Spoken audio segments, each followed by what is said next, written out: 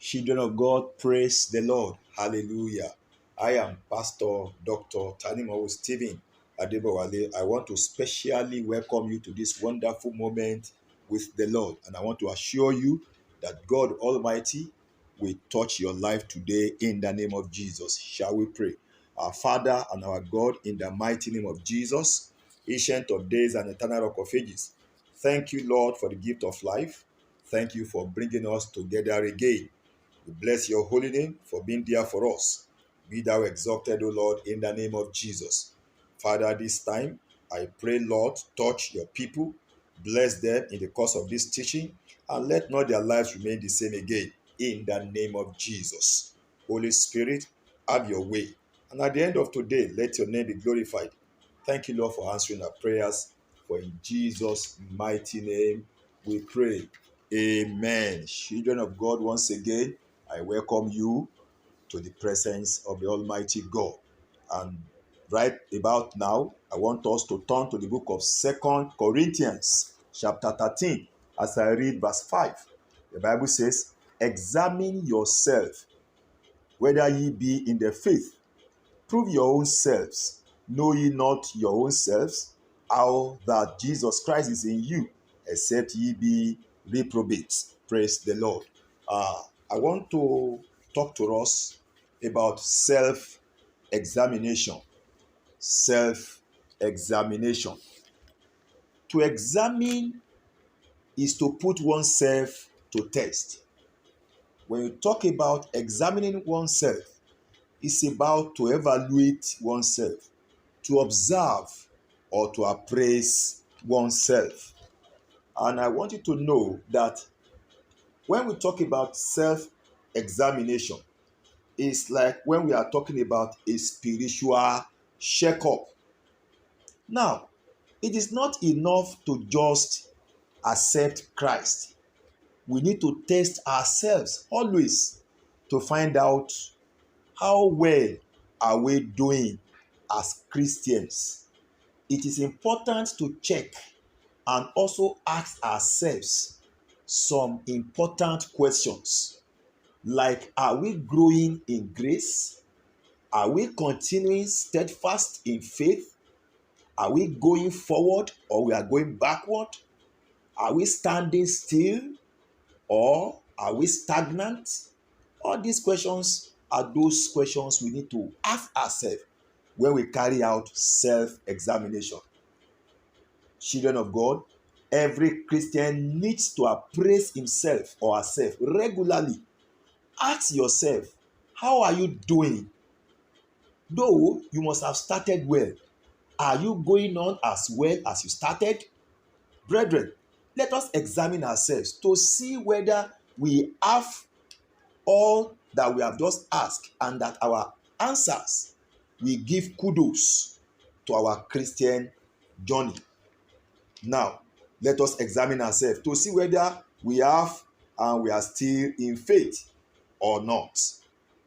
Though self-examination is difficult, but I want you to know it is a duty because the scripture asks us to do it.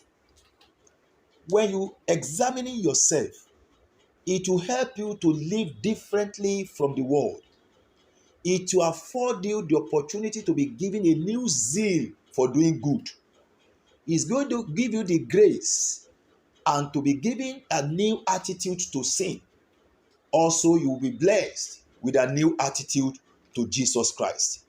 Self-examination involves both a knowledge of self and also involves a knowledge of God and His saving work through Christ. Praise the Lord.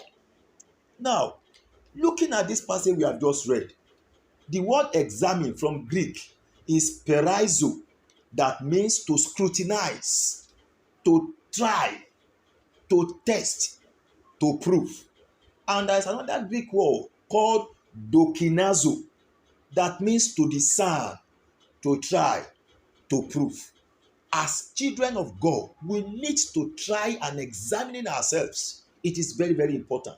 We need to distinguish from emotional decision, head decisions, decision of convenience and superficial, insincere decision with that which is genuine conversion and a true heart relationship with Jesus Christ. We need to know all this, brothers and sisters. You see, there are evidences that distinguish between head knowledge and heart knowledge of Christ. And that is when you are able to examine yourself, you'll be able to differentiate and distinguish whether it is head knowledge of Christ that you have, that you are thinking you are in the Lord, or it is heart knowledge of Christ that you have.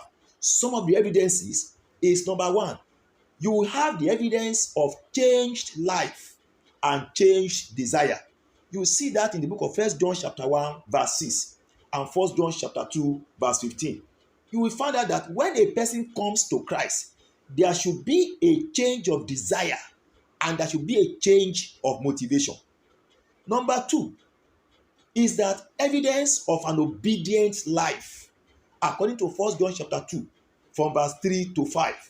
The Bible recognizes no faith that does not lead to obedience, nor does it recognize any obedience that does not spring from faith. Therefore, when you examine yourself, you'll be able to know by the evidence that you are living an obedient life. Number three, evidence of a perseverant life. According to 1 John chapter 2, verse 19 and John 8, verse 31. Number four, evidence of an unashamed life. According to 1 John chapter 2, verse 23 and Matthew chapter 10, verses 32 and 33. You as a Christian, when you self-examine yourself, you will know whether you are living a life of unashamed of Christ. The Bible says, whoever that is ashamed of me, here I will be ashamed of mentioning his name in my Father's kingdom. If you deny Christ here, Christ will also deny you. So, evidence to know that you have heart knowledge of Christ is that you must live a life that is unashamed of Christ. Number five, the evidence of a holy life. 1 John chapter 3, verse 6 to 9.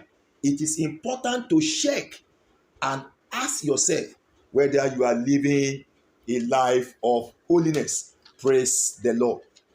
There is another one, which is number 6, which is the evidence of fellowship. That is evidence of fellowship in life. Are you living a life of fellowship? You have to self-examine yourself. 1 John chapter 3, verses 14 and 15 made us to understand this. Hebrews chapter 10, verse 25 made us to know that we must not forsake the gathering and the fellowship of the community of the people of God. Now, it is important you self-examine yourself. Also, number 7, which is evidence of a spirit-led life.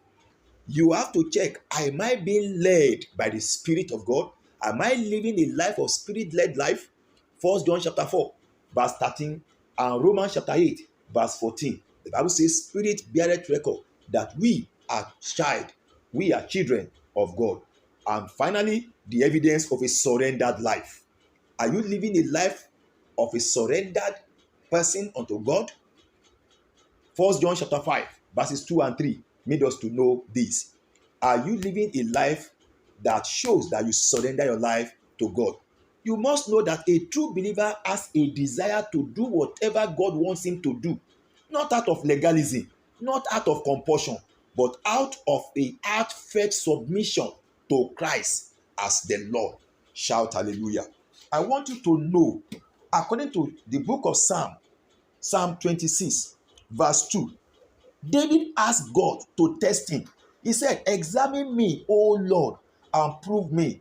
Try my reins and my heart. Also in Psalm 139, verses 23 to 24, the psalmist said, search me, O God, and know my heart. Try me and know my thought, and see if there be any wicked ways in me, and lead me in the way everlasting. Praise the Lord. It is important that we need to examine ourselves. We need to try and appraise our journey in the Lord, whether we are serving God or not. We need to ask ourselves question, children of God, why self-examination?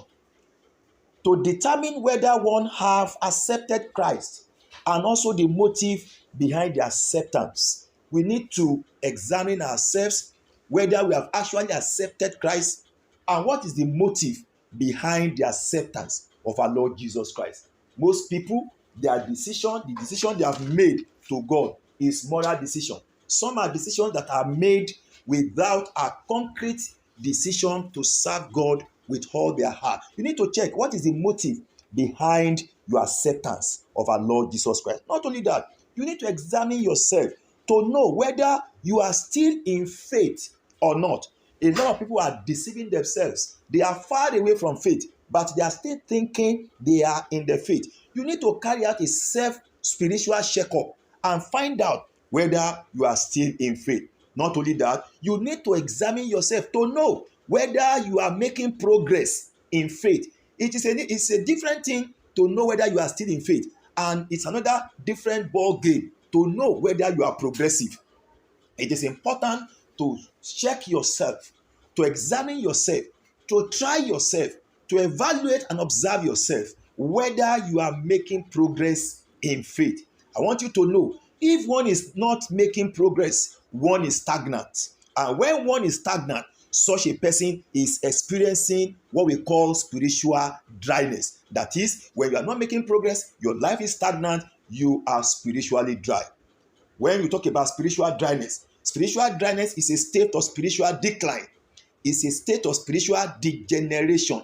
It's a state of spiritual retrogression. It is caused by the withdrawal of the Holy Spirit from a Christian who has grieved him by committing sin. Looking at Ephesians chapter 4 verse 3, the Bible says we should not grieve the Holy Spirit. Now, if you are not moving forward, if you are not progressive, then you are stagnant. That means you are suffering from spiritual dryness. You need to examine yourself. What are the symptoms? If you want to know whether you are making progress or not, whether you are living a stagnated spiritual life, you need to examine yourself. And there are symptoms that you will see that will make you to know that you are suffering from spiritual dryness whenever you carry out a self-examination. Number one is your inconsistent or broken fellowship with God. John 15 verse 6 made us to understand this. When you discover that you are very, very inconsistent in your fellowship with God, or you find out that you have completely broken fellowship with God, then you are suffering from spiritual dryness. Number two, lack of fresh understanding, lack of fresh insight from reading and studying the Bible. When you discover that there is no longer fresh insight, you lack fresh understanding when you read and study the Word of God, then you are suffering from spiritual dryness. When you look at the book of Isaiah chapter 6 from verse 9 to 10, you will see what the Bible is saying there. Also, why must you self-examine yourself? Why? You must check yourself. And I said, when you check yourself, when you are seeing the following symptoms that I've been mentioning, then you know you are suffering from spiritual dryness. Number three of that symptoms is mechanical worship service and prayer that lacks faith, prayer that lacks spirit unction, and prayer that lacks spirit impact. When you find out that your worship service to God is mechanical, you are struggling to serve God. When your prayer lacks faith, when your prayer lacks the unction of the Spirit, when your prayer lacks the impact of the Spirit of God, then know that it is a sign and symptoms of spiritual dryness. Look at Matthew chapter 15 verse 8. Number four, when you discover an absence of the first love for God, when you know that the first love you have for God at conversion is dwindling or has been eliminated completely, then this is a sign of spiritual dryness. You can get to know this when you carry out self-examination. Revelation chapter 2 verse 4, the Bible says, this I have against you, that your former love you are forsaking it. If you have forsaken your former love and you find that that love is no longer there, your love for God is no longer there, then you are suffering from spiritual dryness. Number five is when you discover a relapse into carnality, when you discover a relapse into fleshly desire and lust, then spiritual dryness are setting. We can only take note of this when you self-examine yourself. When you look at 2 Peter chapter 2 verse 20 and verse 22, I want you to also know as another point that shows as symptoms of spiritual dryness is that when you discover neglect of self-denial and cross-bearing principle in lifestyle. When you discover that you have neglected, you have denied self-denial, and you have denied cross-bearing principles in your lifestyle, you are no longer denying yourself, you are no longer carrying your cross and following Jesus Christ, then you must know that spiritual dryness has set in. Brothers and sisters, I want you to know that this condition, that is the condition of spiritual stagnancy, spiritual dryness, is not a sudden experience at all, but it is gradually coming, gradually showing itself in one's life. So this condition is not a sudden experience at all, but the gradual result of not examining oneself.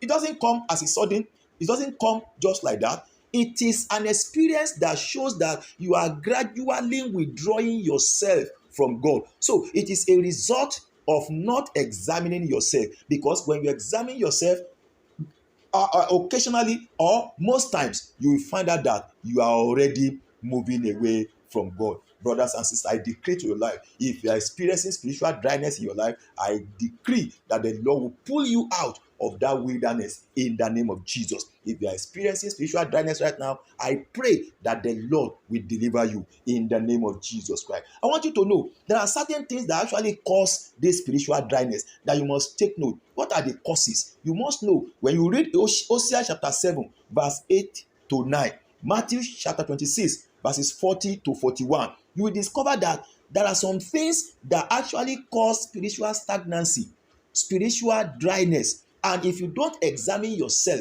you will not find out what is happening. Those things that cause them are, number one, diminished prayer life.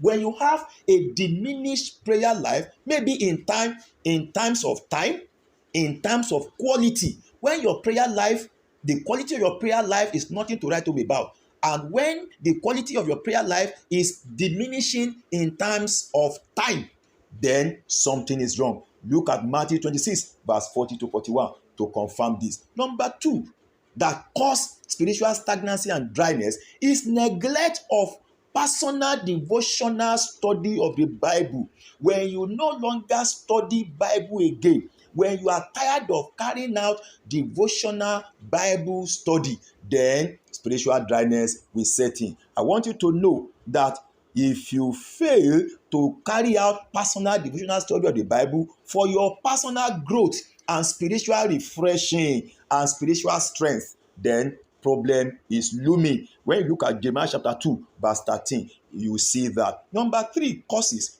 of spiritual dryness is overconfidence and pride in all forms. When some of us, we are so overconfident of ourselves, thinking, yes, I am on the way, yes, nothing can happen. Overconfidence can bring gain what? Can bring gain spiritual dryness. Overconfidence, pride in all forms. Look at Matthew chapter 26 from verse 31 to 35. You will see this. Number four is disobedience. Most children of God are so disobedient.